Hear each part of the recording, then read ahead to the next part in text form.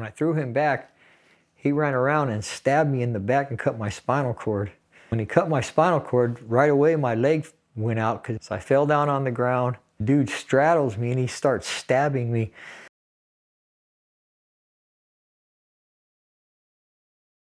My name is Jesse Swalley. I joined the Navy in 1980. I did 3 years reserve and 3 years active, so I got out my discharge in 1986. I was born in Watts, California, but I wasn't raised down there. I was raised pretty much in the San Fernando Valley. You know, I had a pretty decent childhood. We were poor because, you know, we got food stamps and free lunches and stuff like that in school, hand-me-downs. But it seemed like a lot of kids had that, so. But I grew up pretty normal. Stepfather, my real dad, was a piece of, you know what. But I had a stepdad and he was pretty cool, but he got abusive. Every once in a while he drank a lot. As I grew up, I did my best. We had chores. There was sometimes people tried to bully me, but I'd handle it. But I wasn't like the toughest kid in school, but that's just how it was with me and most of my friends. We grew up riding skateboards and bicycles, and my skateboarding at age 12 is when I first started skating. It was just fun to do. We had hills where I lived. I was always going up and down the street skating, and you know, and it helped me stay away from my dad because sometimes he was hard to handle. So and my mom too. If you was in the house too long, they'd put you to work or something. So I'd figure I'd just be out skating and biking and stuff like that. Then when I was 13, I got into jogging. Pretty soon I started jogging like 6 miles a day. I did that till I joined the Navy. My dad died 2 days after I turned 18, and I always was told, and everybody was told, when you turn 18, either go in the military, go to college, or go to work. I couldn't find a job. You know, I was looking for a job. I couldn't find one, and my neighbor, next door neighbor Larry, asked me, he goes, "Hey, you want to join the Marines on the buddy program?" And I'm like, okay. So we went down to the Marine recruiter, and we took the ASVAB test, I guess, and he didn't do so well. So the Marine recruiter told him, "You need to go back to school and study like English and math." And he told me, he goes, "You got a pretty good score." He goes, "You can join." I knew a couple of guys that joined the Marines, older guys, our neighbors, his brothers actually, and the way they talked, it seemed like you had to be a badass. I wasn't that bad. I mean, I could handle myself, but I felt like I can't be a Marine. There's no way. Not by myself, so I got scared. I didn't think I could handle it, so I said, "I don't know, man." I go, "Let me go." And I took my ASVAB score to the Navy. First, I went to the Air Force. I didn't graduate high school. I had all the credits, but that's a long story about why I didn't. It was more of a moral thing. I got kind of screwed around, so I just quit when I shouldn't have. But anyways, I got the GED in the Navy. But the Air Force wouldn't take me because I didn't have a diploma, but the Navy said they would. My brother was in the Navy, so I figured if he could handle it, I can too, so that's why I went in. But basically, I needed a job, so that's why I went in. Well, my recruiter, I don't really remember talking to him. My younger brother's a Marine, and the way he talks, it's like the Marine recruiters seem really, really motivated to talk to you and encourage you and get you in. And the Navy guys were cool, but they didn't like give me any promises, or they just told me because of my score, I could go in open contract and just take whatever they give me. They didn't give me any warnings about what I'm to expect or something. They just said, you know, once you're out of boot camp, you'll go do your job, whatever. You know, luckily I got a pretty decent job when I was in. I guess based on your score, you give a cool job compared to a not so cool job. So my job was all right. I guess I did all right on my ASVAB. I can't remember what score it was, but they didn't really encourage, like they just like, oh, if you want to come on in, come on in. If not, then that's the difference. Like with, you know, like I've noticed, like with the Marines and the Army, they're more motivated in pushing and doing stuff. The Navy and Air Force are like, okay, I'm here. I'll do what I got to do to get by. And it's kind of weird, and that's why, like my brother and some people say I should have joined the Marines. You know, I had fun in the Navy. It was cool. I don't regret it, but I've always wondered what it would have been like if I was in the Marines. In the Navy, I was working on the flight deck of an aircraft carrier, the USS Ranger, called the Aviation Boatswain's Mate Handler. We just moved aircraft from, when they had launches and recoveries, we'd get the airplanes ready. We'd move them around with these things called tractors. They're like little powerful trucks that pull the planes around. We park them, put chains and chocks on them, and then when it's time to launch, break the chains and chocks off them and get them ready, taxi them to the catapults, get them ready to launch, and then when they recover, they come in and recover, and once they recovered, start taxiing them back to wherever, and then we'd park them and get them ready for the next launch. And Navy boot camp was pretty easy for me. We had to go to schooling, which was all right. I mean, I didn't know he was going to do any like writing down and studying and all that, but that was part of the thing. The schooling, the worst part about Navy boot camp for me was you had to eat chow at a certain time, and that was it. I did very well in the exercise because I ran so much in school. I had no problem with running. We didn't run that much though. It was like I was a little upset because I thought once you got in boot camp, you're just going to be doing push-ups and stuff like that. And it wasn't like that. It's like we was right next to the Marine base next door, and I'd see these guys running in formation, and it looked cool. And in the Navy, every time we ran around this track, it'd be like the fastest guys in the front, the slowest guys in the back. But they told us to encourage people, so I would always be in the back pushing the fat guys, saying, "Come on, you can do it."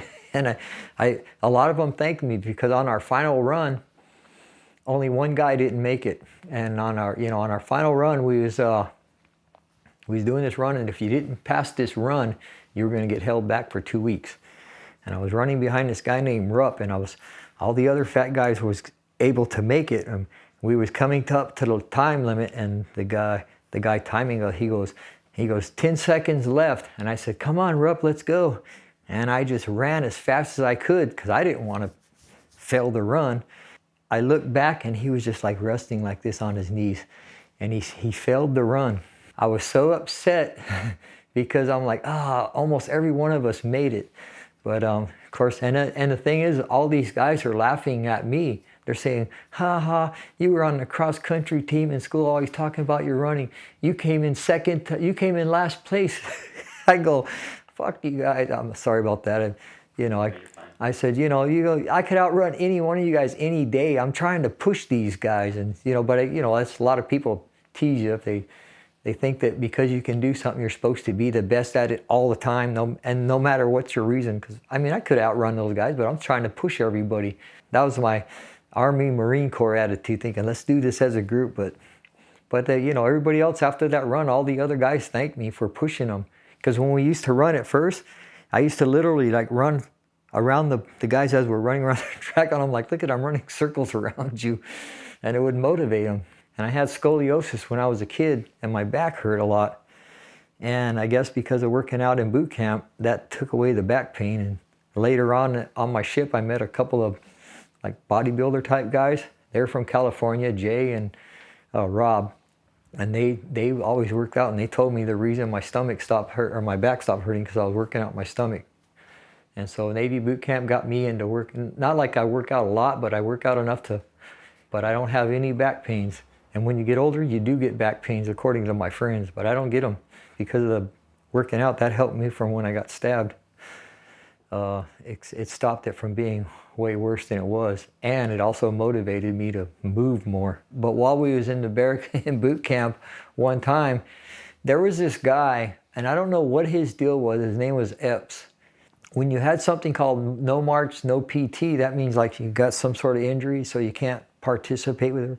This guy constantly had that. He never went on a run or anything. I don't know if he's like super smart. He always got good grades on his tests. So I don't know what his job is going to be once he got out of boot camp, but he never did anything physical. Everybody kind of had a grudge with him. One day on Sundays, it was really relaxed. The company commander, this is nothing like the Marines. The company commander would come in the morning, give us our instructions, and then they have like two guys in charge of the company. They were enlisted too. They were in boot camp, but they were like in charge. And on Sundays, you could either relax in the barracks or go to church. Well, a lot of times it was a Catholic church, so I'm like, it wasn't what I wanted, so I didn't go. But this guy Epps, we had to stand watch.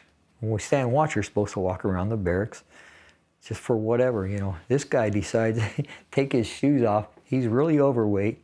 He's no fun to talk to. He thought because he's so smart, everybody's an idiot. So he goes, I'm gonna take a nap. So he's laying down on this floor. And I'm like, wow, this guy's goofy.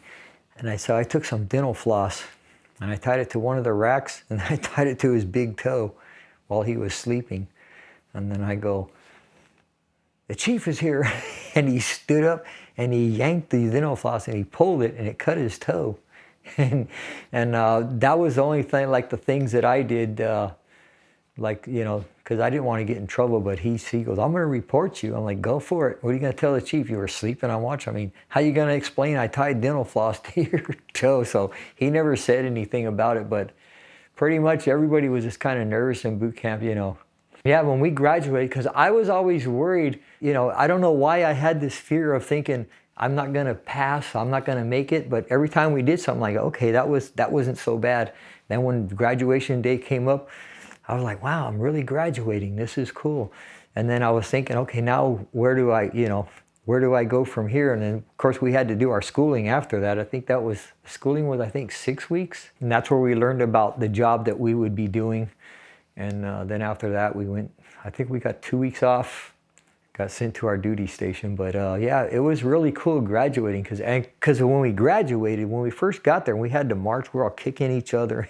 But when we graduated, it looked cool. I mean, I couldn't see it from the sidelines because I was marching, but it seemed like everybody knew exactly what to do, and we was all dressed nice and sharp and stuff. So yeah, that was pretty cool. My mom came, my grandfather came to see us, and so that was pretty neat, man. I thought it was awesome. We was flown to Clark Air Force Base in the Philippines. From there, we had to stay there for like 2 days, and then we took a cruiser for a day out in the ocean, and then they flew us from that by helicopter onto the aircraft carrier, which was out in the middle of the Indian Ocean. They was on a cruise. So when we got there, they was on a cruise, and when you're on a cruise, when the ships are out at sea, they're constantly doing maneuvers, like as if you're in a war. So that's the whole purpose for going on a cruise, so you can practice, so you know what to do in case you are in a war, I guess. So they was always working, and we just got kind of thrown into it, and they told us what our job was real quick. And so our first job was like moving chocks and chains and tying down aircraft that, you know, and as time goes by, you move up to being a tractor driver, crash and salvage, or a director. You kind of got thrown into it really, and you had to learn fast because we was out at sea. And it was cool. It was hard work, but you was always running around. It was cool. It was scary at first because you're around jet exhaust, jet intakes, propellers, helicopters. I mean, and there's all kinds of noise you can't hear. You have to learn sign language kind of to communicate. So it's kind of intimidating at first, and you're kind of confused, but you know, you catch on pretty quick. I mean, if I could do it, most guys could, because I wasn't that bright. But yeah, it was cool. It was a little intimidating at first, but once you get the hang of it, it's pretty fun. You know, it sucks working all the long hours, because out at sea you work at least 12 hours a day, just constantly flying. They're constantly flying airplanes. They're landing and taking off, landing and taking off. And I don't know what the pilots were doing, but they was doing whatever they had to do. But our job was, you know, get the airplanes on and off, you know, parked and ready to go for the next launch and stuff. So they'd be all parked along the ship, and when it's time to launch, you have to wear like long sleeve shirts, a cranial with eye goggles, attenuators to keep the noise down, and you got long greens on, steel toe boots. They tell you, everybody on the flight deck, they go, man up for flight ops. And so you have to get all your gear on. If you don't have all your gear on, the guy that's called the air boss, he'll yell at you and might even bring you up there. He's got authority over the whole flight deck. Nobody does anything wrong without dealing with, he's like the captain.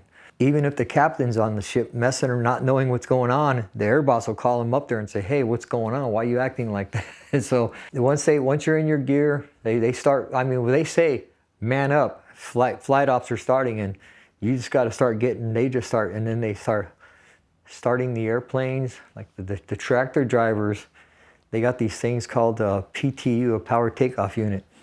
and it blows air and it hooks up to the planes and it gets their engine starting.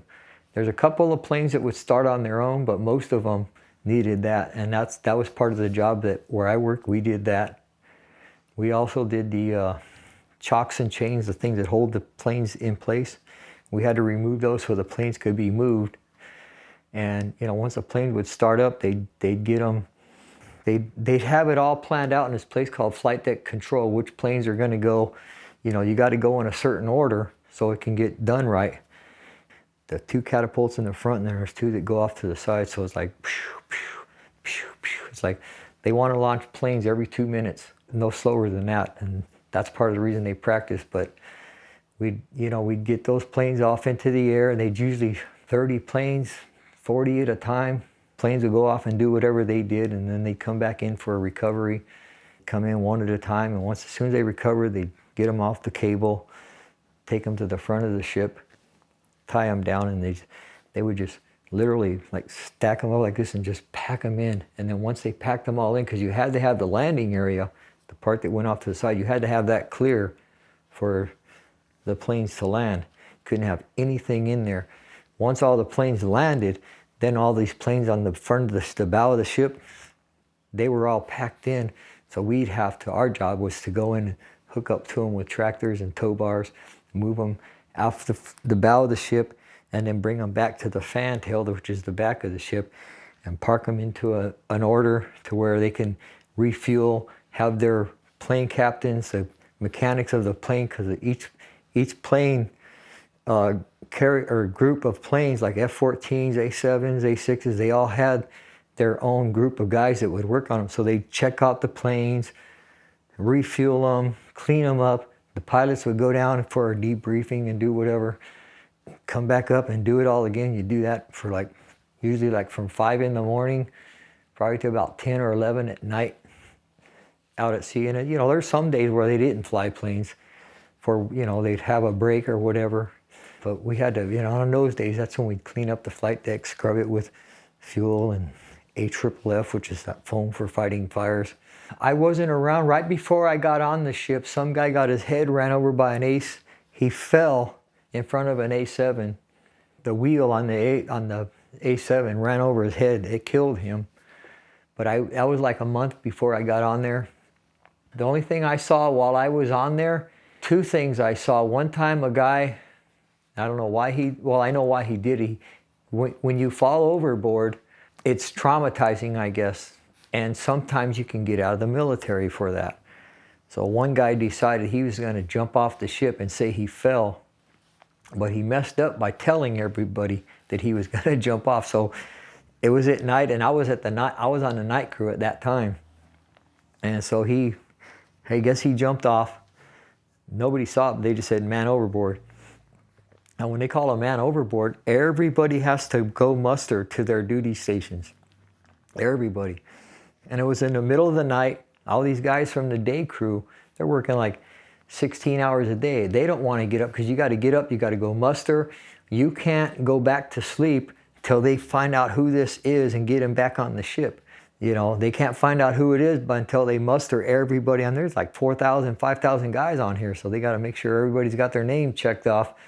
So these guys are all mad. So they told on him. They said he said he was going to jump. So I don't know what happened to him. I never seen him after that. But what happened is when he jumped off, when someone falls off, they always send a helicopter up to go help with the search. Well, this helicopter had something wrong with the rotor, I guess, and it crashed and it went into the water.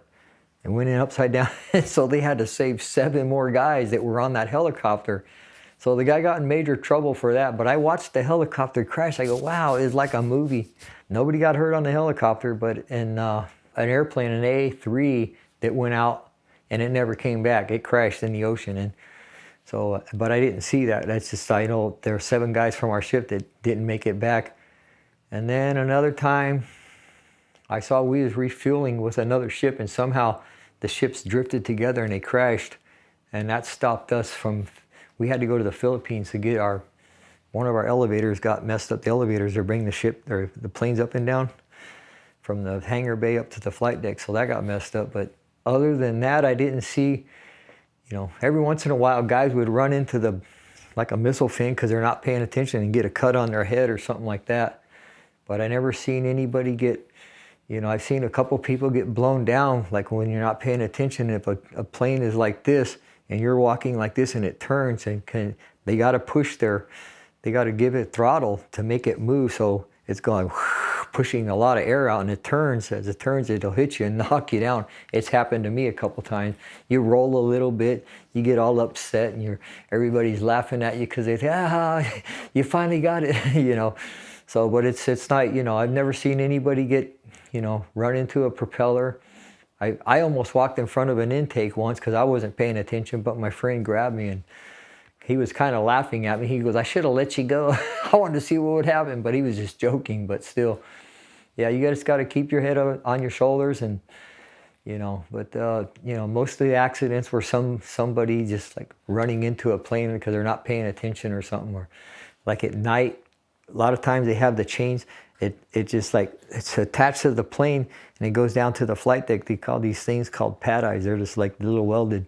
Looks like a hand like this where you put the chain hooks in, and sometimes it's going across like this and you're walking and your leg goes right here, right on your shin by that chain.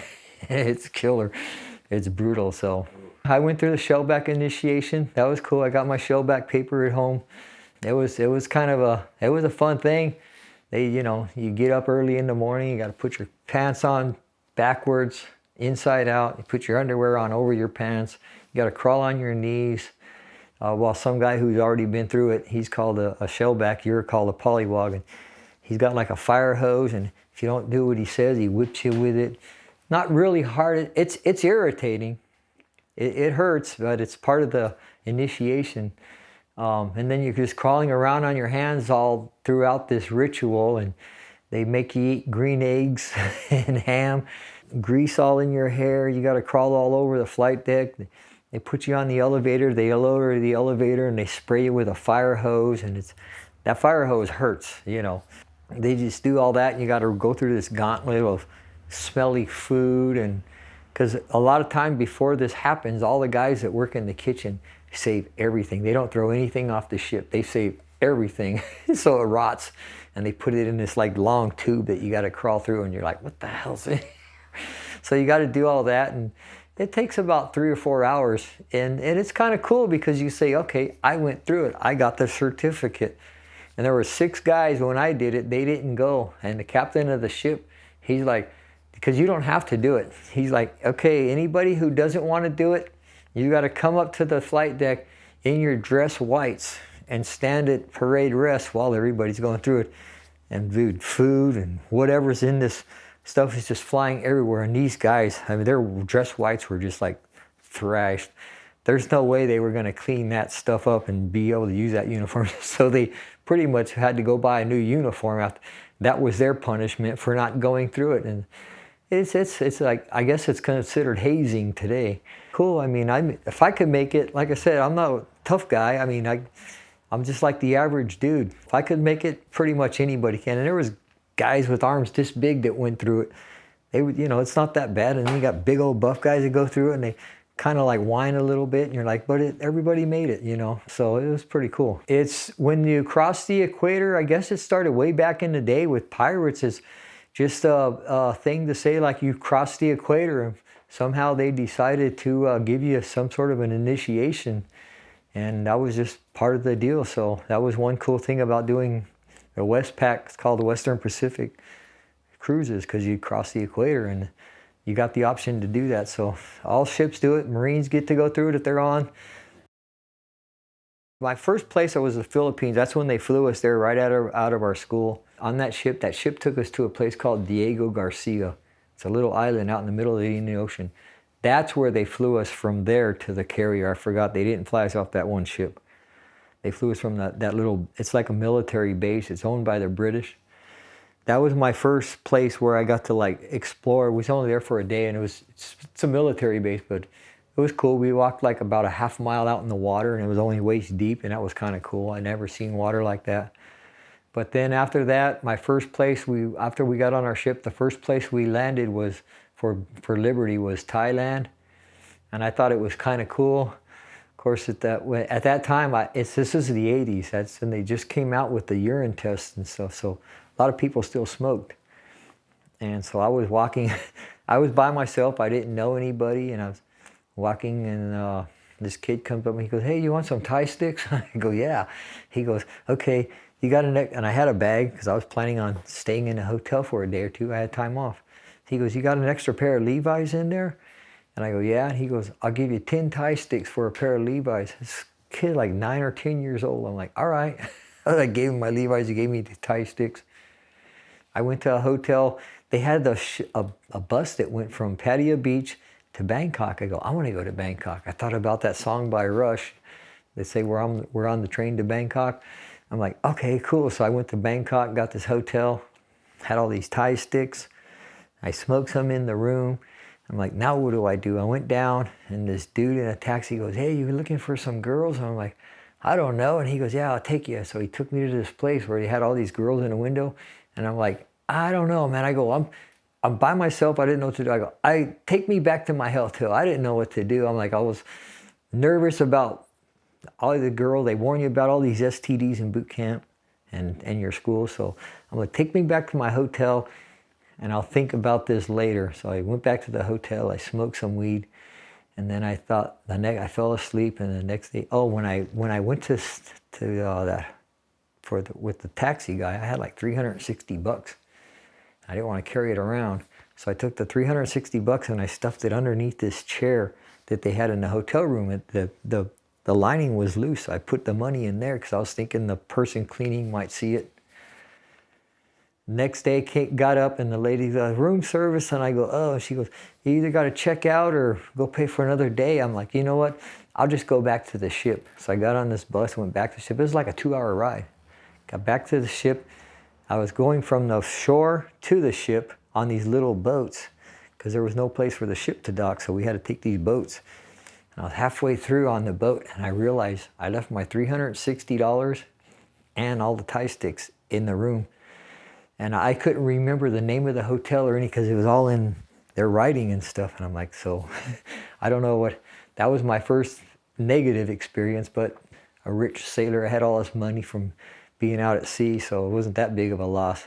No, I mean, and in the Philippines, I messed around a couple of times, but I seen so many dudes coming back with STDs and the clap, and it's pretty painful, I guess. I mean, the way they cried, I mean, big old dudes were crying like babies, and I'm like, and I had a few experiences, and it was kind of cool.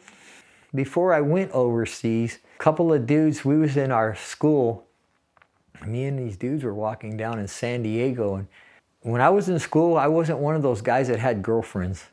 I just didn't have a girlfriend. I wanted to have one, but I couldn't get one. So, and then when I was in boot camp and everything, all these guys were talking about how they got laid and stuff, and I'm feeling awkward. I'm like, I'm not that kind of guy. I'm like, that's fucked up.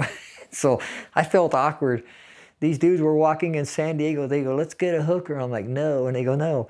What are you, gay?" And I'm like, "No, no." And I'm like, they're like pressuring me. So I go, "All right, we'll get a hooker." So we got this. We're walking in San Diego, and seen this blonde girl. She's kind of heavy, and she's like, "I'll do each one of you for $30.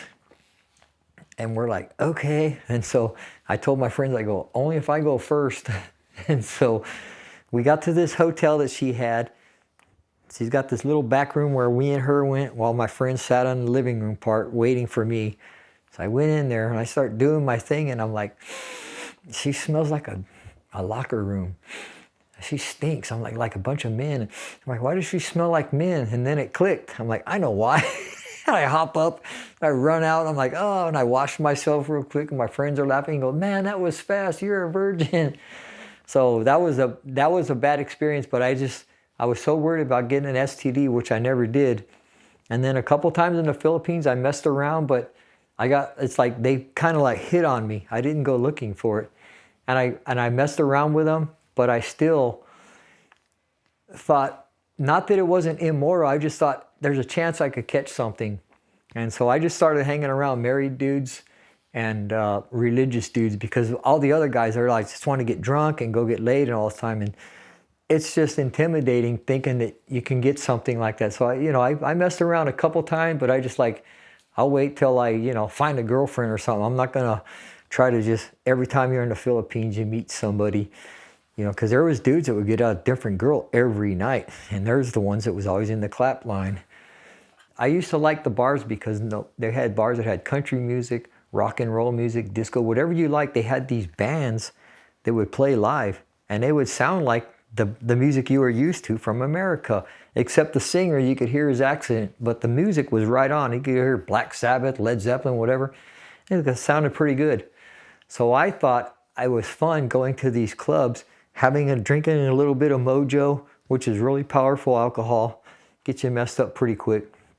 I would do that. My thing was go to those clubs, drink a little, and watch these bands play. But while you're in these clubs, they got these girls, all of them, they're wearing bikinis. Their job is to go around trying to get you to buy drinks. The more drinks you buy, the better they get paid. And they're willing to go home with you. If you buy them enough drinks, at the end of the night, they tally it up and say, you got this much drinks, you can take her home. But they come and they'd be sitting on your lap. They come up and sit on your lap. They go, will you buy me a drink? You're like, no, not right now. Because, you know, I'd been there a few times. So I'm like, I'm not, you know, at first it's fun. You're like, oh, all these hot girls are sitting on my lap. But after a while, it gets annoying.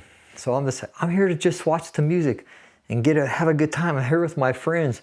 So this girl comes by and she kept trying to sit on my lap. And I go, I'm not interested. And she goes, what are you, a Benny boy? Which means, are you gay? And I thought, yeah. I told her yeah, because I figured if I told her yeah, she'd leave me alone. So I'm sitting there, and my friend, she got up and she stormed off. And my friends are looking at me like, the fuck did you say? And we're sitting there, and all of a sudden, smash, this beer bottle smashed against the wall by us. And then like 3 or 4 more bottles smashed against the wall. And we're looking, and there's a table with like 4 dudes and like 6 girls. And they're just picking stuff up off their table, throwing them at us. And I'm like, whoa. So my friends were like, we got to get out of here. It was upstairs. So we ran down the stairs. It was like a movie. As we're running down, we could hear these bottles smashing behind us against the wall. So my friend goes, what the hell did you do? I told her I was a Benny boy. He goes, why'd you do that? I go, so she would leave me alone. He goes, that sucks. He goes, because now we can't go back in that bar. I go, why? He goes, because they said you're a Benny boy. That means you're competition for those women, for other dudes. I'm like, oh, I didn't know that. And so that was that was just a mistake. So I didn't know. I mean, I just thought I was being slick, but and one time I had this one girl that I met. I told her I'd be her boyfriend, promised her something so I could get laid. And I messed around with her. It was one of my friends. He had a girlfriend. It was her sister. So I promised her, yeah, I'll do this and that. Well, the next day, I'm a typical sailor. I'm like, yeah, that was fun, but it's over. So I'm messing around, and I'm walking down the street with this other girl, and that girl saw her. So they started arguing. And then one of my friends, he's like, dude, don't ever do that again. He goes, sometimes these girls will get mad. He'll stab you with a butterfly knife and you won't even know it. It's best just not to mess around, So that's why I used to hang around some of the married dudes or the religious dudes, because they was out trying to just have a good time. But sometimes I get caught up doing something stupid. Like one time we had a division party. It was like 10 miles out of town. And me and my friend, we was in their bar drinking some mojo. And he goes, let's get ready to go to the party. I go, okay. So we got these motorcycles. They got these motorcycles, these little sidecars on them. We paid them. We're going to pay you to take us to this party. They go, okay. So we're cruising down the road side by side, and the road gets a fork, and the bikes separate. So I'm like, what the hell? So I'm telling my guy, I'm like, hey, you went the wrong way. And he's like, and he's smiling. And I'm like, hey, you went the wrong way, you idiot. And I'm cussing the guy out thinking he's stupid. I'm like, what the hell? I go, stop the bike. And he's like, and he's just like ignoring me. I go, this guy sucks. So as we're going, I just jumped off the bike and I started running down the road because we were going fast. I didn't fall. And I'm like, well, this sucks. So he kept going. So I turned around and started walking back down the road. And where it came back together, I see my friend, he was walking down the road too. He goes, what happened? I go, my guy went the wrong way. What an idiot. And he goes, no, he was going to take you to some back alley where guys were waiting and they were going to rob you. I go, oh. And I go, I go, how'd you know? He goes, that's what they do. He goes, my guy was going to the right way, but they had it planned so they can jack you up. They might have even killed you. I don't know, but they was definitely going to rob you. I go, oh. I go, how did you get your guy to stop? He goes, I started, because I told him, I go, my guy wouldn't stop. And he goes, well, I started choking my guy and told him he better stop because his guy was in on it too. His guy was like, wasn't going to stop for him because he knew he was wise. And then he goes, how'd you get your guy to stop? I go, I didn't.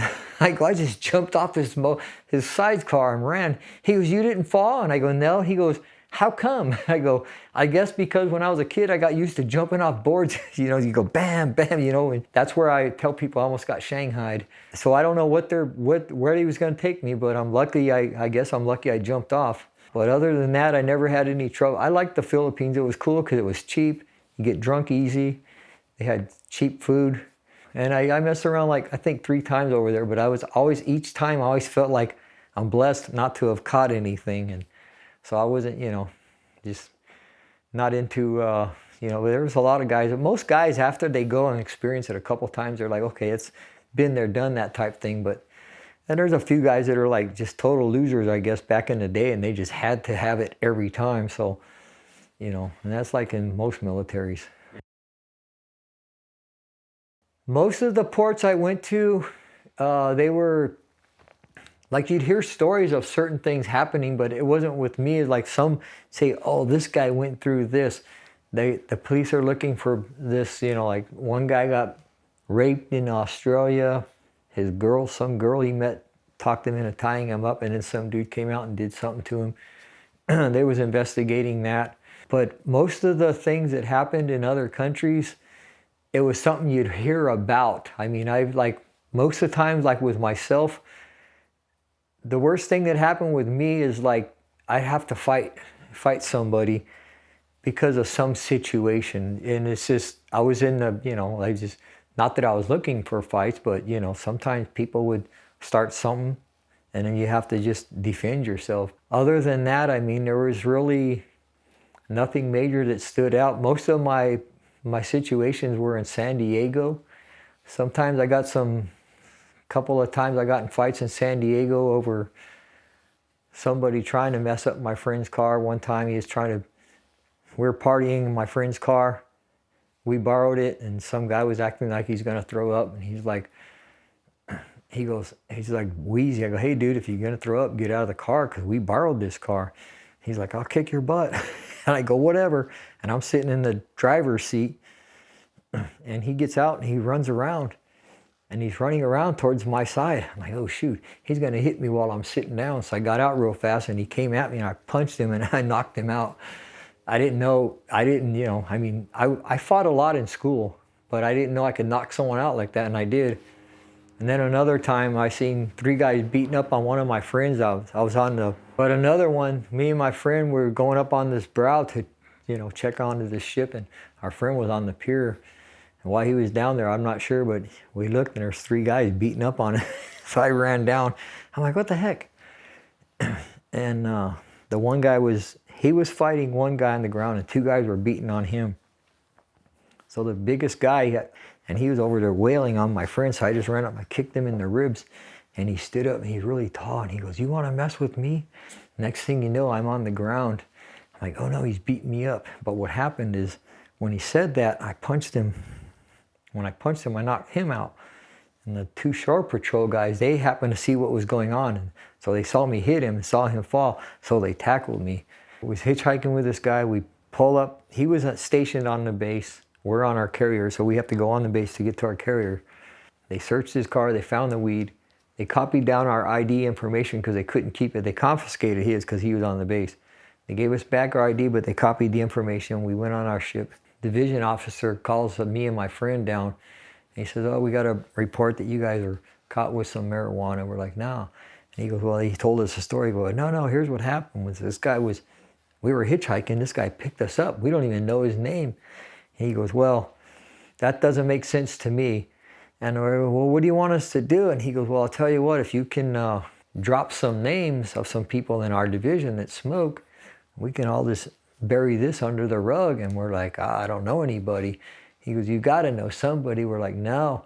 And he goes, okay, then you're going to go to see the captain for failure to report. And we're like, what? And so they sent us to the captain. We went and saw the captain. He goes, were you in a car and the guy had marijuana? We go, yes, sir. And he goes, why didn't you report it? And we're like, we didn't know, sir. We were hitchhiking. He goes, hitchhiking's against Navy regulations. And so we're like, sorry, well, we won't do it again. He goes, well, you still didn't report the guy. So he gave us 45 days extra military duty restriction and busted us in rate. And I thought that was pretty shitty, but you know, it is what it is. So then another time I told the chief to F off because I didn't like working with him. When I did that, we were pulling into Australia. We'd been out at sea for 102 days. And we were going to Australia. And after Australia, we was going to work our way back to the United States. But I knew that if I got, you know, when I told him to fuck off, he reported me. So I had to go see the captain for that. And the captain, I said, what do you want, 45 days restriction? And if I took the 45 days, I'd be on the ship the whole time we got back to San Diego. So it'd be a long time. He goes, or I'll give you 3 days bread and water. So I took the bread and water. It was only 3 days, but I get to brag about being on bread and water for 3 days. Well, yeah, so I got an honorable discharge, so, and that's why I got to do some of the, you know, the Navy games and all that, or the veterans games. And because I got in trouble a couple of times, I kept thinking, if I stayed in, something's gonna happen. I don't want to stay in and get kicked out. So I thought, you know, it's best to just get out before I get in too much trouble for, you know, because I just like I said, with the weed thing, that was on my record. Then with the chief, that was on my record. And if I messed up any more, I'm thinking they're going to throw me out, you know. So I just decided to get out. And plus, it takes a certain type of person to want to stay in. Most people go in and think, okay, this is cool. I've been there, done that. I'm going to get out and get a job. And that's what I was thinking too. So that's what I did. You know, I got out and eventually started working in different places. And well, I got out in '83 for active duty, but I still had the reserve thing for '86, but I didn't have to, I still worked and everything like that. So in '83, I got, you know, I jumped around from one job to another. You know, each time I'd find a job, I'd find something better, so I'd move up. And then I got the job driving a tow truck. I worked there for like 6 years. When I used to drive a tow truck, I used to ride my skateboard to work because it was downhill. And then I'd either get a ride by somebody or I'd take the bus or I'd skate home. If it was nice weather, I'd skate home. On rainy days, I'd drive to work. People always thought that was weird. They go, I didn't know you had a car. I'm like, yeah, I just don't drive that much. Plus, I was driving a tow truck all day. But I got the job at the tow truck place. I lost my job at the tow truck place because I was doing meth. And it just, my attitude changed. It got me fired because I was just being aggressive with people. So I was in Santa Barbara with my friend. He's a Marine, and he got me the job working with him. We was doing retaining walls for cement work and stuff. And we was up in Santa Barbara doing a job there, and we got, after work one day, we decided to go to this place. It was in Carpinteria, 1991. And it was in Carpinteria. We went to this place. He's like, I want to drink. I go, I want to eat. And so we're looking for a place. We see this place said burgers and beer. We're like, okay. So we go there and we start drinking some beers and we ordered our burgers, and he's almost done with his food, but he didn't want to finish it. And I was paying for everything. So I said, he goes, I'm going to go have a cigarette. And I go, all right. So I finish my food and I pay for it, and I come out of the restaurant. When I come out of the restaurant, I seen him squaring up like this with a guy, and the other guy's, the other guy has a metal pipe, you know, like to jack up a car with, and he's like this. And there's another guy off to the side over here. So as soon as I open the door, I'm like probably 20 feet away, and I hear my friend say, what are you going to do? Hit me with that pipe. And right when he did, that guy came down and swung. And my friend, he punched the guy right in the face, and it sounded like when you hit a cue ball, crack. And it was a loud crack. And in my head, I'm thinking, was that crack from Victor getting hit with that pipe or from that guy getting punched? Because they both connected at the same time. And when they did, the other guy over here, he ran in, and it's dark. And so he ran in, and I see him go like this to my friend Victor. And I'm like, well, this sucks. this guy's jumping in. It's already, his friend's already got a metal pipe. So let me go pull this guy away. I should have just beat him up real quick, but I just thought, get away, let him fight. So I grabbed him and I threw him back. When I threw him back, he ran around and stabbed me in the back and cut my spinal cord. When he cut my spinal cord, right away my leg went out because it was paralyzed. So I fell down on the ground. The dude straddles me and he starts stabbing me more with this knife. But now, here's what's weird. When he hit me in the back, it didn't feel like a knife. It felt like somebody punched me. And in my mind, I took jiu-jitsu and wrestling, and I took some martial arts on the ship with one of my friends.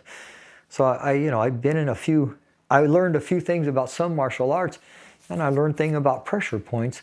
So I'm thinking, this guy punched me in the back, and somehow he hit a pressure point to make me fall down. He didn't hit me hard, but somehow I'm on the ground. And I'm trying to figure out in my head, as I'm trying to get up, my leg's not working. What did he do? Then he jumped on me and he starts stabbing me more under the arm. And I'm like this, holding him. I'm like, stop, let it go. You won, it's over. And he's just stabbing me.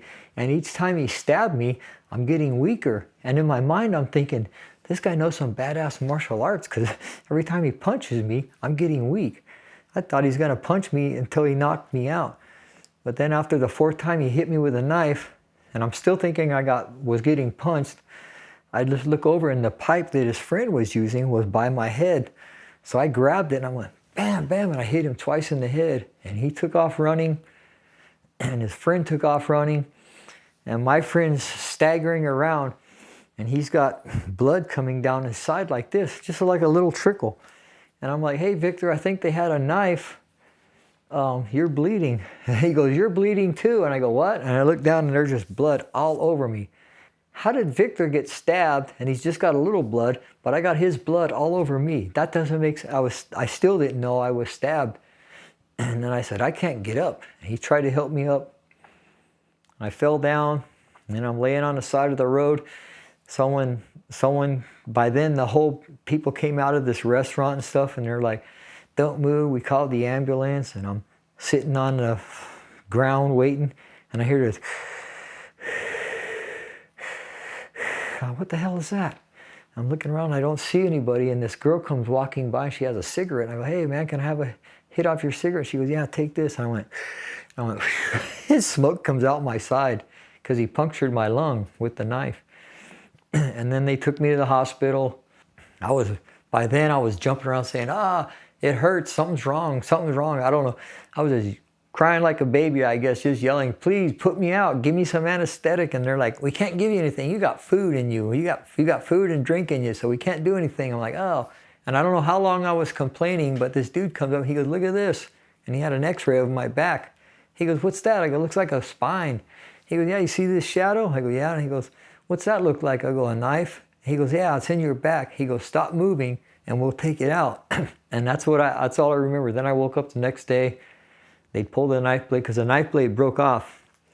And they told me luckily it broke off because if it was long, they did puncture my lung, but they said it probably would have killed me getting stabbed that many times under here, because there's a lot of vital places under there. But when I woke up, the doctor told me, you've been stabbed, you're paralyzed, and you'll never walk again. And first thing I said is, because I'm 28, and he goes, first thing I said is, I'm like, if I can't walk, how am I going to ride a skateboard? He looks up and looks at my mom and my girlfriend. He goes, what? And they both go, oh yeah, he rides a skateboard. Because this is 91, and most people at 28 didn't ride skateboards that much. I mean, unless like Jay Adams and those kinds. But I mean, even when I drove a tow truck, I'd come skating into work, and people were like, one time this guy goes, hey, how old are you? I'm like, 26. He goes, don't you think it's time to stop skateboarding? I'm like, no, I don't want to look like you, because he's all big and stuff. But it was just something I always did. So I had the skateboard in my car the day I got stabbed. I always carried a skateboard just in case I wanted to go skate somewhere. So, but that was the thing that's how I got stabbed. About 2 weeks later, my friend, he died because his stab wound, it pierced his bowels, and he got all infected and caught pneumonia and died. Victor Cole, yeah, he got out. I think he got out about a year before me.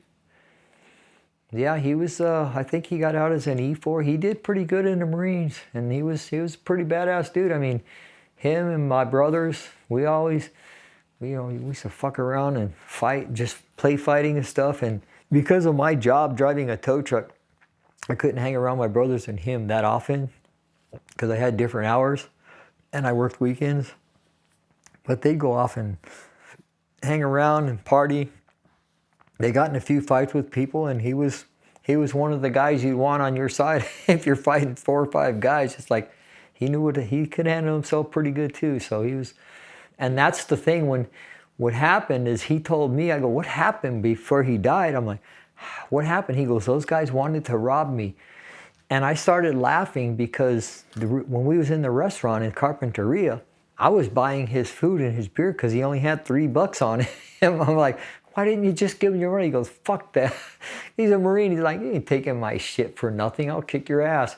And these guys were smaller than us, and that's my mom told him. He goes, I don't understand. Those guys were small. And my mom's like, dude, they had weapons. And my mom goes, you're a Marine. Didn't they ever teach you don't ever underestimate your enemy? He goes, yeah, but he just thought the one guy had the pipe, and he's like going to knock him out real quick. But he didn't know the other guy was going to stab him, and I didn't know.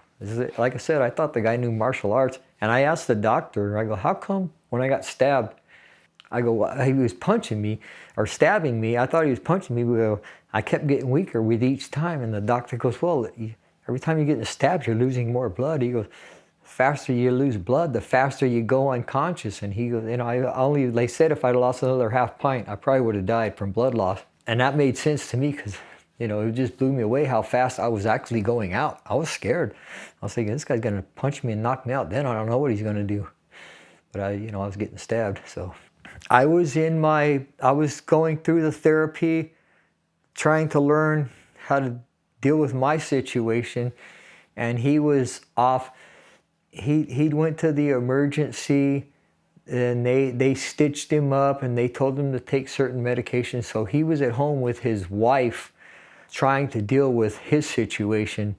But then one day, and I heard about it, I never got to see him after that because I was still doing my thing, and he was at home, and I guess while she was gone for the day, he just passed out in the bedroom and he just died, and they said he wasn't taking his medication like he should have been. So I don't know if he was depressed because of the whole situation. He was bummed because of what happened with me. He was bummed out because his home life wasn't that great, and he was bummed because he wasn't working. So I don't know. We always wondered, did he not take his medication properly because he just said fuck this, or he just didn't care. I don't know. But she came home and he was just laying on the ground and blood was coming out, and they said he caught pneumonia, but he also never went and told anybody. Also, he's a typical guy. Guys don't try to push. When they're hurt, they don't like to go, oh, look at me, I need help. And I think that's what happened. He just thought he could handle it. Well, after I got stabbed, my daughter was born like 3 months after I was stabbed. At that time, my ex and we still was dabbling in meth, but we kind of had to slow down because we had a daughter. She couldn't handle it. She was stressed out. She had a lot of mental situations going on, dealing with things. So after about 1.5 years of trying to take care of our daughter, and I was still learning how to walk with my brace and stuff because, I was in the wheelchair, but I learned how to walk with my brace. And I don't know, you want me to tell how I got to learn to be with the B of the brace or no? But when I was stabbed in the back, it cut my spinal cord at the T12 level. Now usually at the T12 level, that takes out everything under this certain part of your waist, both your legs and everything. For some reason, if you look at my spine and the knife went in like this, it didn't go all the way across. So I got lucky. So it kind of went like that. And that's why only one leg is paralyzed. But when I was in the hospital, they just knew that the level of my injury was more than likely going to keep me in a wheelchair. So I was in the wheelchair, learning doing my therapy, learning how to transfer from my bed to my wheelchair. They'd take me to this room, teach me exercises to like, they said, even though your leg's messed up, they had the therapist working my leg back and forth just in case, because you got to keep it moving as much as you can. And this leg was working, so I was doing exercise with this leg. But when I transferred from my bed to my wheelchair one time, the therapist, they don't want to help you. They want you to do it all as much as you can on your own, because they're not going to be there forever. I was going from my bed to my wheelchair, and I let go of my bed for just a split second to grab onto the wheelchair, and I noticed I was all my weight was on my right leg. I thought, wow, I was holding myself up with my right leg. So after the therapy session was over, I got back into the bed. When no one was looking, I scooted out of bed and I stood up on my right leg, and I'm standing there. My left leg's just kind of like hanging there, but I was balancing on my right leg, and I yelled out, I go, hey, look at me. And all the therapists look and they go, oh my God. And they come running up and they grab me and they go, don't do that. You're going to fall. You're going to fall. I'm like, I go, that's kind of cool. I got them all excited, and I thought it was funny how they reacted. So I did that like, 5, 6, 7 times. Every time they'd have a shift change. This went on for like a couple days. They'd have a shift change every 8 hours, and each time they had a new crew come in, I would do that just for fun. And then finally they came in with a couple of guys wearing suits, and they said, show these guys what you can do, and I did. And they said, well, maybe you can walk with a leg brace and some arm crutches. And I go, okay. So they went and made me a brace. I started learning how to walk with these, like between these bars. They were like 8 feet long. I'd hold onto the bars and step on this leg and kind of limp over. I had to throw my leg out because it was a solid brace. It was straight down. There was no hinges on it. So I was learning how to do that. And they gave me these arm crutches. I couldn't use regular crutches because I was still damaged under here, so they gave me these arm crutches. And I was learning to walk with the arm crutches and my brace. And it took a lot. It was a lot of pain. And I'm feeling pain right now, actually. They told me it's going to be painful and slow. I started walking like 10 feet, every couple hours. I'd get out of my bed and put my brace on and try to walk. And then pretty soon I was walking out of the hospital and walking across this one thing like a length of half a football field. It just looked like the length of a half a football field. I don't know exactly how far it was, but I just know that I went and I walked from one side to another, and I sat down on this bench and I rested, and then I came back. And the people in the hospital are like, where were you at? And I go, I went over there. They go, you walked all the way over there? And I go, yeah. And they go, you've been gone an hour and a half. So I figured it took me 45 minutes to walk that far, because I also had to come back. So I guess that's how slow I was walking. But they said, get used to a wheelchair because it's going to be slow and painful. It's easier to use a chair. But I thought, hey, if I can move without the chair, I'm going to do it. So I just kept on. It took me 3 years to learn to walk. And as time went by, I eventually got these leg braces with hinges. I get them like every 3 years. I get it replaced because my leg's getting smaller and smaller. But it's been like, and they told me it'd be painful, and within 10 or 15 years, I'd probably get back in a chair. I've been out, using my brace for 33 years. And then like when I was 20 years into doing it, that's when I learned I could skate on my knees. And that happened on accident too. Like I said, I got the brace just by messing around. I didn't know I was going to be out of the chair. So one day I was in my house up in Palmdale. There's a bunch of guys around there. They're like 20-something. They're all riding skateboards and stuff. I'm like, so I'd go out there and watch them. I go, you guys are cool, because I used to skate. I had skateboards in my house, and I did graphics on skateboards, and I show them my skateboards, and I go, that's pretty cool. And they smoked weed. I smoked. So I'm thinking, they're like buddies. I'm like, I think I was 48 when I first started skating. Again, on my knees, but I was like 48.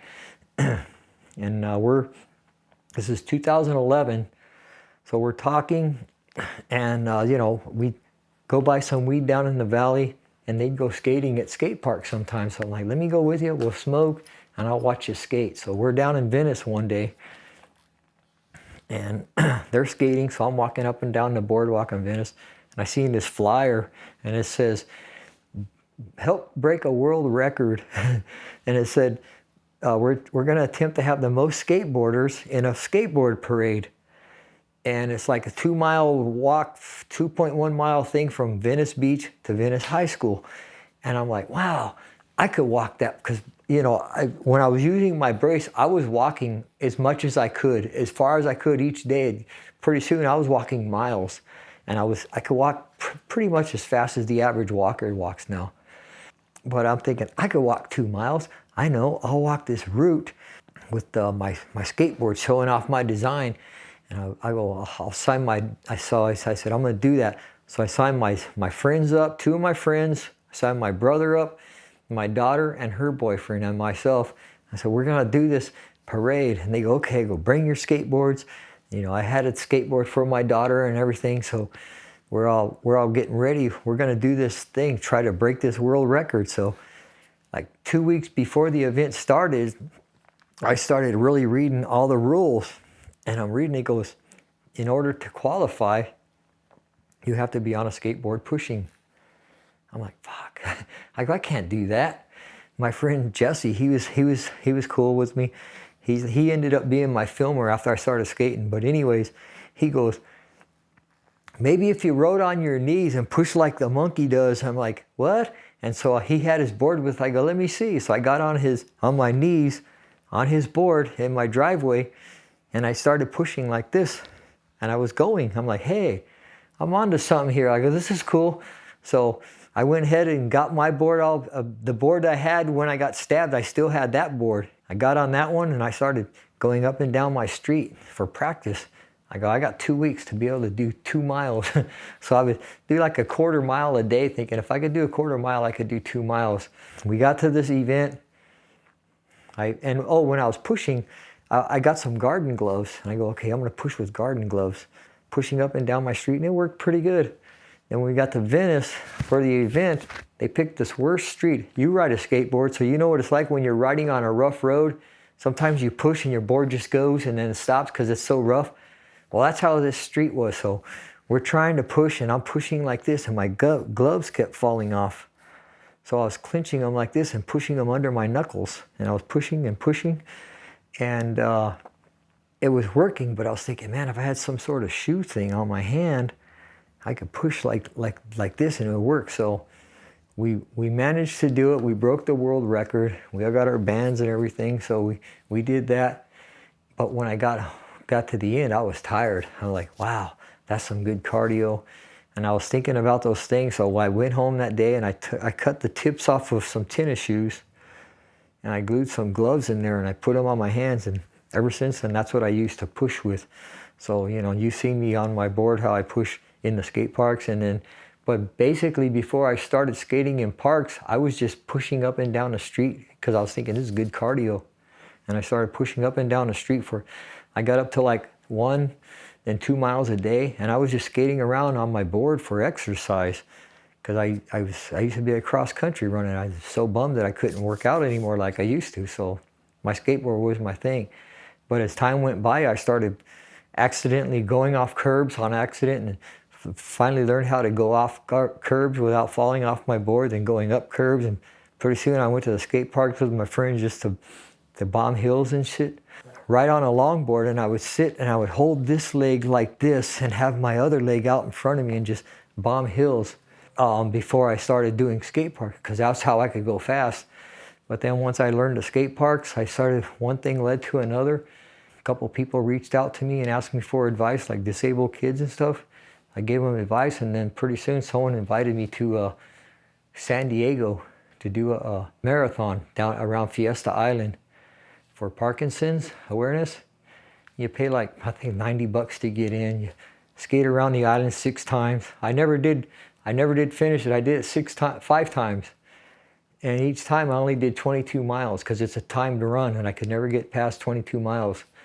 But I did that 6 times, and then I just started doing all these runs for different charities, you know, police cadets, wounded warriors once, Parkinson's, cancer research, kids with autism, and things just started happening. I started doing all these charity runs. You know, you have to pay to get in them, but you get a ribbon and a shirt and get to say how cool you are for helping out, you know, and it's just fun to see if I can do it, because I mean, most of my runs were like 5, 10, or 15K, but I did the Long Beach and Huntington half marathons. I did those 5 runs in San Diego, 22 miles each. And I did this thing called Wings for Life World Run for spinal cord research. That's a run that's run all around the world simultaneously. And the first time they did it, they had it in Santa Clarita. I signed up for that. I did 16 miles. And that run's cool. You start off running, it's for runners. And I said, can I skate in it? And they go, yeah. And I told them my situation. So I skated in it. And I did 16 miles. And what you do is you start off running. And a half hour after you start off, a chase car follows the route. And it goes 7 miles an hour. And each mile, it speeds up until it catches you. And then it marks your time. I did 16 miles. And when I did it, they was impressed with how far I went. So they did a documentary on me. Red Bull did. They were supposed to do the documentary on the first and second place runners from around the world, and the first and second place, or the first place woman and man around the world, and the first place woman and man in America, because that's where it started. But because they was impressed with my story, they did the interview with, or the documentary on me instead of the first place runner, and he was really cool. Me and him were friends and everything, but he was kind of bummed that they didn't do the documentary on him. Instead, they did it on me. But it was cool because they was out. They had a film crew at my house. So yeah, I did that, and I got to be on Animal Planet. That's how I got my service dog. And I was on PBS one time where I live. They got these kids that have autism. They get with a skate group every year, and they bring these kids with autism out with a couple of pro skaters, some local skate shops. And they let me in too because they think I'm cool. So they say, you go there and you skate around with these kids with autism for a couple hours, and they get a kick out of it. And it's fun. They do it once a year. It's called A-Skate. And one day I took my friend Jesse. I said, hey, let's go do this A-Skate thing. It's with kids with autism. He goes, all right. It was right there in our local town. So we're doing it. And when they do it, they have so many kids there, they break them up into groups. There's 3 groups. So while one group is skating, the other 2 groups are kicking back, watching, hanging out, associating with each other and everything. After the thing was done, I asked my friend Jesse, I go, what'd you think about that? He goes, that was pretty cool, but I thought we were going to be skating all day in the park. I'm like, nah, dude, we're here for the kids. He goes, oh. And so he's like, it was okay. So the next year, I go, hey, want to go do the A-Skate thing again? He goes, nah, it wasn't really, not my thing. I go, okay. So I went. And I went there, and there was a couple of pro skaters that I knew and stuff. We're all skating around, and PBS is there filming. And they're filming. And so I'm like, they made us sign a paper saying, can we put your name? Oh, yeah, no problem. So the next day, I'm getting all these messages on Facebook. They're like, hey, we saw you on PBS, you and Emil Murray and so. I'm like, what? And I look, and they're like, yeah, they did a special on PBS for kids with autism, and they go pro skaters, and they go pro skater Jesse is disabled. I'm like, no way. My other friend Jesse called me. He goes, hey man, how come you didn't tell me PBS was going to be doing a special? I'm like, I didn't know. I go, you vain bastard. You should have went anyways. He goes, I would have went if I'd have known. I go, yeah, well, that's what you get. So, but that's, it's just, I mean, and I used to skate. I mean, I'm still trying to skate, but I think it's finally taken its toll. It's been 13 years on my knee. I skated before. When I started doing long distance runs, I was always skating 1 to 3 miles a day for over 10 years. And when I practiced for like runs, I knew I'd be doing at least a 5K and then maybe as far as 20 miles. So I'd get up to 6 miles a day for like 2 months before any event.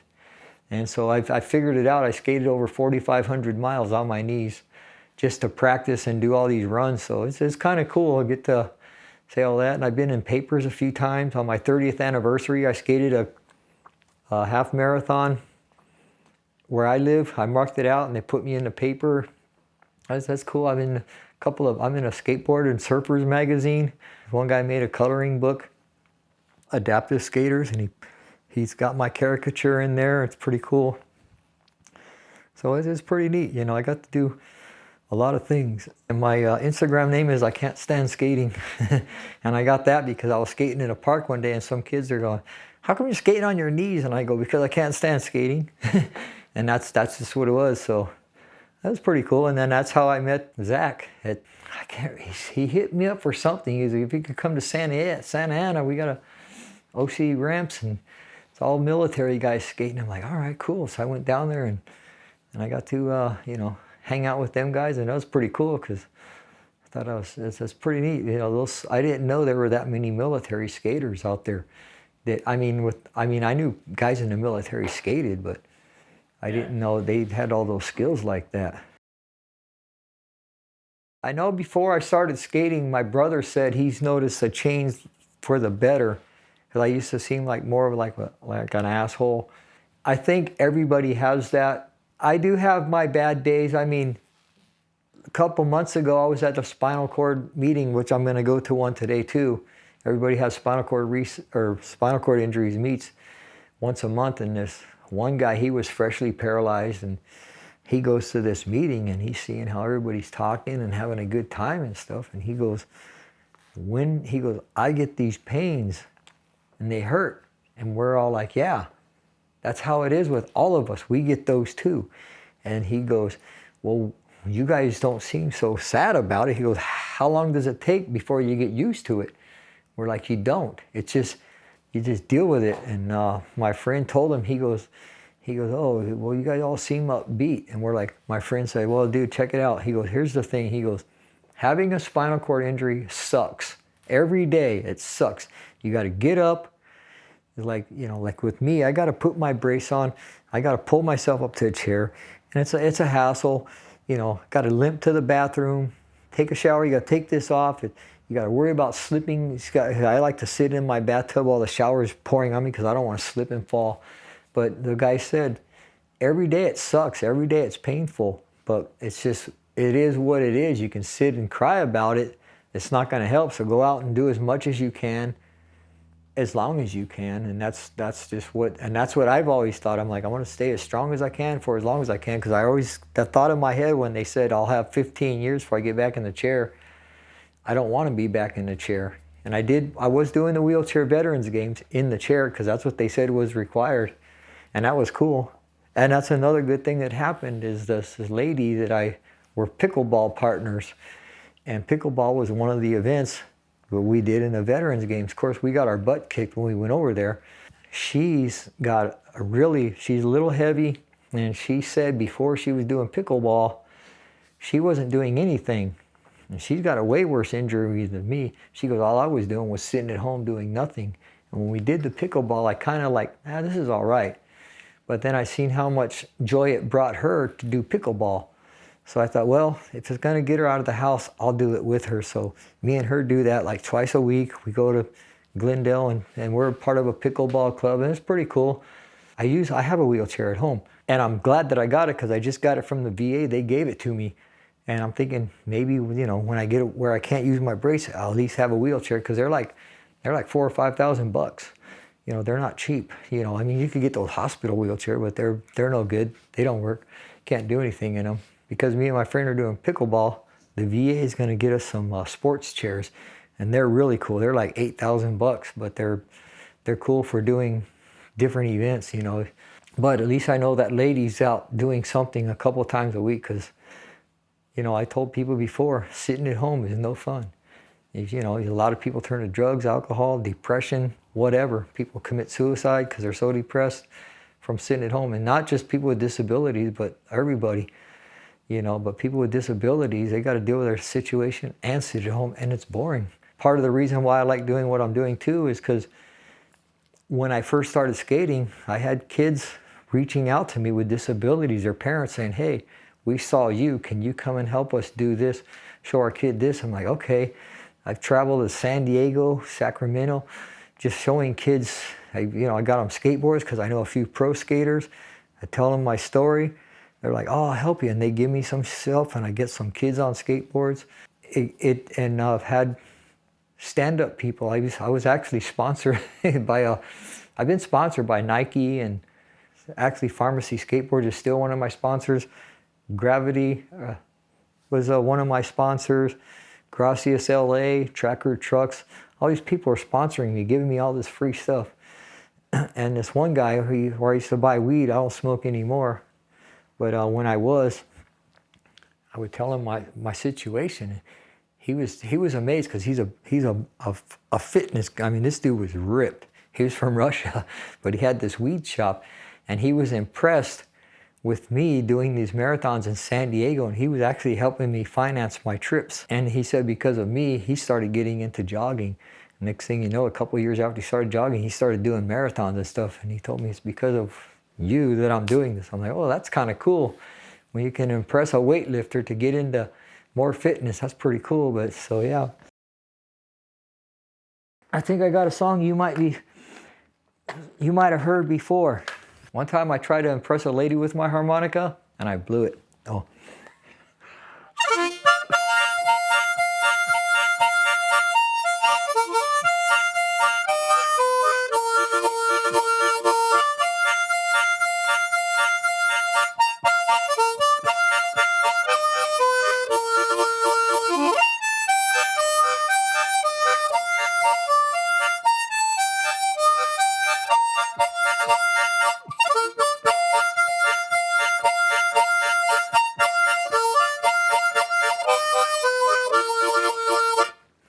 When I was 16 and my mom and dad said, what do you want for your birthday? I'm like, a harmonica. They got me one, and I just used to play it. Give you a little instruction book. It teaches you sing songs like Home on the Range, Top of Old Smoky and stuff. And then I went to the music store and bought a book, and it shows you more songs. And then when I was in the Navy, I took it with me and just kept practicing and just listened to different songs. And pretty soon you could play by ear, and you start it was something. When I was a kid, it was kind of kept me preoccupied because, like I said, my dad was a little abusive sometimes, and I figure it's like ADD kind of, or ADHD, whatever you call it, where you attention deficit disorder, whatever, or what's the one where you're constantly trying to do something over and over, OCD, yeah. But that was one of the things I just practiced to kind of keep myself preoccupied, and next thing you know, I mean, I just started playing, and I was just doing cool stuff like that, and then just like.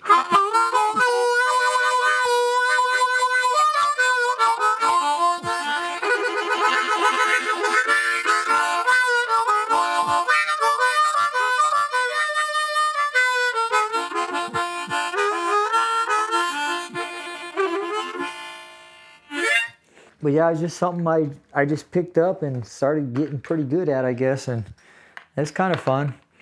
And I play, like, you know, whenever I meet someone from the military, depending on which one, if it's the Air Force, Navy, or Marines, or Army, I play it for them. And when I was at that thing in Orange County, they actually, it's on, I don't have the recording on my phone anymore, but it's on Instagram and Facebook of me playing the national anthem before the event started.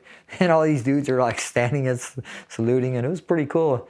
And they all cheered. Yeah, I was playing all the different militaries when I don't know Space Force and the Coast Guard one. I've played it a few times, but it's hard to remember. It's just like, not to hate on the Coast Guard, but it's just not. It's kind of hard to catch them.